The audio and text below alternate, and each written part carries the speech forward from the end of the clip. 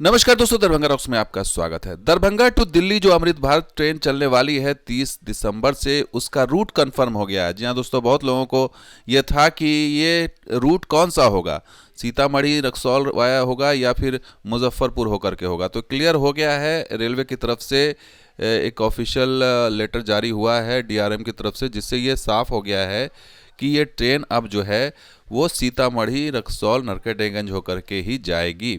और आज आप इसी की बात करेंगे और वो लेटर भी दिखाएंगे आपको कि डीआरएम साहब की तरफ से जो लेटर जारी हुआ है उसमें इस ट्रेन के बारे में जो तैयारी की जा रही है, जो उद्घाटन की तैयारी हो रही है, उसमें आखिर कौन कौन से स्टेशन पर क्या क्या तैयारियां होंगी। तो भव्य किया जाएगा, इसका उद्घाटन समारोह भव्य होगा और इवेंट एक बनाया जाएगा।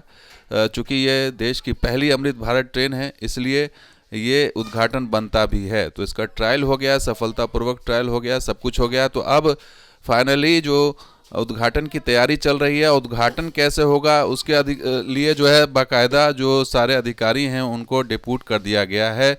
तो ये समस्तीपुर रेल मंडल रेल प्रबंधक की तरफ से ये लेटर इशू हुआ है, जिसमें विषय दिया गया है अमृत भारत ट्रेन शुभारंभ कार्यक्रम हेतु अधिकारियों का नामन, यानी कि उनका नामित करना। 30/12/2023 को होने वाली अमृत भारत ट्रेन के शुभारंभ कार्यक्रम के लिए विभिन्न स्टेशनों के लिए निम्नलिखित अधिकारियों को नामित किया जाता है। ये इसमें साफ साफ लिखा गया है। और इसमें से कौन कौन से अधिकारी होंगे वो आपको बता देते हैं। जिसमें बगहा स्टेशन पर जो बगहा जो लाइन है वो समस्तीपुर सीतामढ़ी होकर ही बगहा में जो है ADRM 1 होंगे SPJ से, और दरभंगा में ADRM 2 होंगे। इनको जिम्मेदारी दी गई है, इन दोनों ADRM 1 और ADRM 2 को। इसके अलावा जो कमतौल में वो सीनियर DME लोको होंगे, लोको शेड जो समस्तीपुर के अधिकारी हैं। सीतामढ़ी में सीनियर DEN 1 होंगे जो समस्तीपुर से के अधिकारी हैं। बरगिनिया में सीनियर DEG हैं, वो भी समस्तीपुर के अधिकारी होंगे। इसके अलावा रक्सौल में सीनियर DSTE GS ये भी समस्तीपुर से होंगे। ये तमाम अधिकारी जो है मौजूद रहेंगे इन स्टेशनों पर और इन्हीं के ऊपर ये सारी जिम्मेदारी होगी तैयारियों की।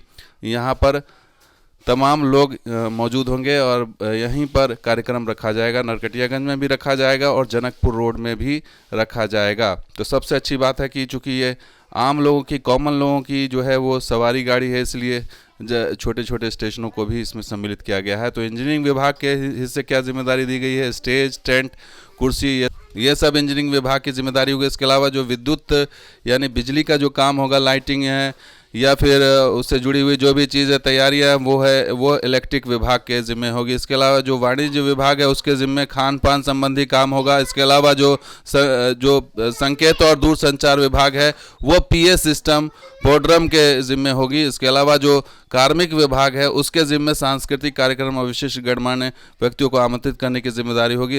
ये जो लेटर इशू हुआ है वो विनय श्रीवास्तव जो मंडल रेल प्रबंधक है समस्तीपुर के, उनके द्वारा जारी हुआ। तो इससे साफ समझ लीजिए कि इन स्टेशनों पर व्यवस्था करने की जिम्मेदारी सौंप दी गई है। तो इससे यही जाहिर होता है कि अब इसी रूट के ज़रिए ये ट्रेन चलेगी और ये कंफर्म हो गया। लेकिन अभी भी बहुत सारी बातें सामने आने बाकी है, जैसे कि ये कितने बजे चलेगी, इसका रूट, इसका जो स्टॉपेज कहाँ कितने मिनट का होगा, ये सारी चीज़ अभी क्लियर होगी। और वो सब रेलवे अभी इसका खाका बना रहा है। अभी इसका रिजर्वेशन कब से शुरू होगा वो भी अभी सामने नहीं आया। नियमित ये ट्रेन कब से चलेगी ये भी सामने नहीं आया। तो बहुत सारी टाइम टेबल से लेकर के, स्टॉपेज से लेकर के बहुत सारी चीज़ें, कितना समय लेगी।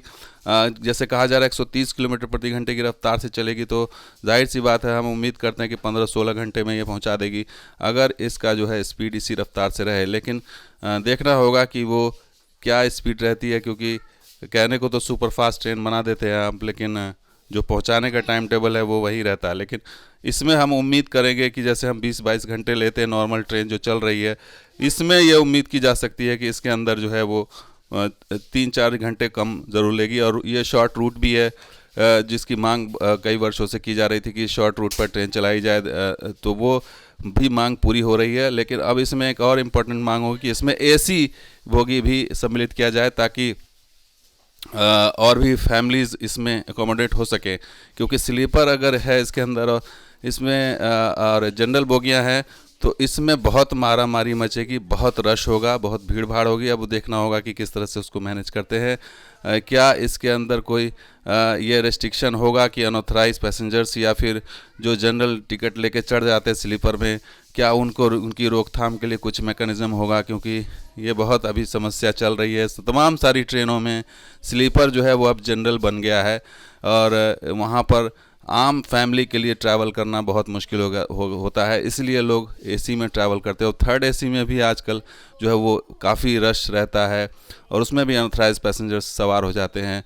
तो अब जो है नॉर्मली सेफ़ जो ट्रैवलिंग होती है वो सेकंड एसी या फर्स्ट एसी में होता है, जो कि अफोर्डेबल होता नहीं है। तो देखना होगा कि इस ट्रेन के जो है रख रखाव मेंटेनेंस में कैसे कैसे मैनेज होता है और एक आम फैमिली एक आरामदेह सफ़र कर पाएगी या नहीं, क्योंकि मारा मारी तो मचेगी इसके अंदर, भीड़ भाड़ होगी, लोग इसमें सवार होंगे। कॉमन आदमी की ट्रेन है तो देखना होगा कि इसको निपटने के लिए क्या रेलवे का मैकेनिज्म होता है। वो सारी चीज़ें क्लियर होगी, 2 से 4 दिन का इंतजार है। तो दोस्तों वीडियो कैसा लगा जरूर लाइक कीजिए, शेयर कीजिए, सब्सक्राइब कीजिए। कुछ और वीडियो के साथ आ जाऊँगा। आप देखते हैं दरभंगा राउस। शुक्रिया, धन्यवाद। जय हिंद, जय बिहार, जय मिथिला।